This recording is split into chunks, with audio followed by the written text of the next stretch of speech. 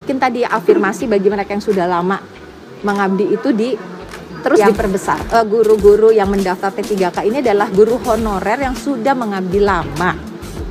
Dan karena memang ini tetap tes gitu ya, walaupun mereka diberikan afirmasi, mungkin masih belum cukup bagi sebagian guru untuk bisa lulus.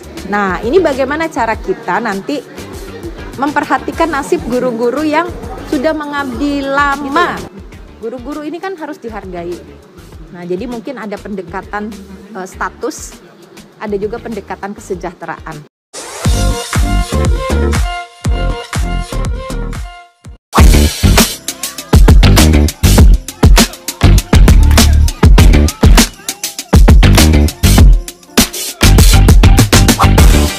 Tentu saja nasib guru honorer adalah salah satu hal yang menjadi perhatian kita di DPR. Karena tanpa guru-guru yang memiliki dedikasi ya, dan juga kompetensi yang baik dengan kesejahteraan yang cukup, sulit ya kita mengharapkan mereka bisa menjalankan tugas-tugasnya dengan sepenuh hati gitu. Dan saat ini mitra kami juga sudah memberikan kesempatan ya Kemendikbudristek untuk pengangkatan guru-guru honorer menjadi pegawai pemerintah dengan perjanjian kerja. Mungkin ini memang belum sesempurna kalau menjadi PNS karena walaupun seluruh fasilitas sama dengan PNS, namun ada kekurangannya yaitu tidak adanya dana pensiun. Namun bukan tidak mungkin jika kondisi keuangan membaik ya di masa yang akan datang, P3K ini juga bisa saja menjadi PNS ya. Jadi sekarang stepnya adalah pengangkatan guru honorer menjadi P3K. Yang guru-guru yang mendaftar P3K ini adalah guru honorer yang sudah mengabdi lama.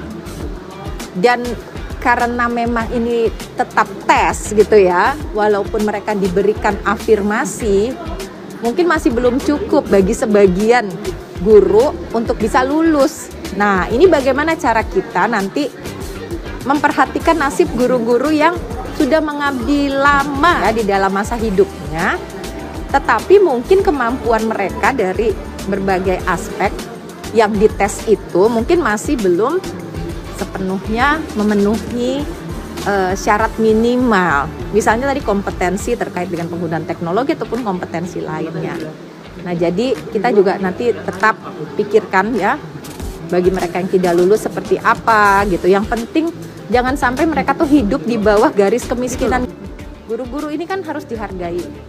Nah, jadi mungkin ada pendekatan status, ada juga pendekatan kesejahteraan. Gitu. Jadi tetap walaupun tadi ada yang belum lulus, bagaimana dengan kesejahteraan mereka kita pikirkan. Nanti mungkin kita setelah itu ya akan bahas, karena ini belum diumumkan, jadi kita juga belum tahu berapa persen dari yang mendaftar. Tapi DPR sudah membuat panja pengangkatan guru honorer menjadi ASN ini, dan kita selalu mengawal dan meminta agar perhatian dan mungkin tadi afirmasi bagi mereka yang sudah lama mengabdi itu terus diperbesar. Ya, karena P3K itu kan sudah secara resmi menjadi bagian dari ASN. Nah, cuman mungkin masalah administrasi yang sekian banyak ini, sekian puluh ribu bahkan juta mungkin ya. Ya, ini harus betul-betul mereka benahi secara cermat supaya tidak muncul lagi kecolongan-colongan tempat lain. Ya, P3K ini kan sekarang paling sensitif ya, banyak para pekerja yang terikat dalam kontrak-kontrak selama sekian puluh tahun, tetapi status tidak jelas. Nah, jadi kita minta kepada Menpan, Sekyu BKN supaya mencermati dan membereskan masalah P3K ini. Dan kemarin waktu di Medan juga ini menjadi keluhan dari Pemprov, ya, dari kabupaten tentang P3K yang membludak dan mereka meminta status yang jelas. Ya, kita kembalikan kepada BKN untuk segera menyelesaikan ini secara baik. Kita sudah minta kepada Menpan ya dalam ini BKN untuk melakukan seleksi yang betul-betul terkonsolidasi. Itu satu. Yang kedua, supaya para kepala daerah juga diberikan kewenangan untuk melakukan seleksi dengan kontrol dari pusat. Ini yang paling perlu. Ya, dan memang ini harus segera P3K ini, nggak bisa nggak bisa dilepaskan gitu saja. Iya kan, walaupun ada pertanyaan misalnya, kan yang bisa jadi ASN misalnya kan 35 tahun maksimal. Nah pertanyaan ke kita itu, kenapa bisa KPK yang sudah 40 tahun, 45 tahun menjadi ASN? Ya itu kan pengalihan kalau mereka. Ya kalau KPK itu pengalihan dan hak istimewa kepada mereka. Ya. Nah, tetapi kalau kepada P3K ini, ya ini adalah berdasarkan perjanjian dan ASN yang betul-betul menjadi perhatian pemerintah, termasuk DPR, supaya mereka juga punya kepastian hukum dalam posisinya. Ya, kita minta kepada BKN supaya dicermati dan segera direalisasikan, termasuk seleksinya, dan dilakukan secara transparan.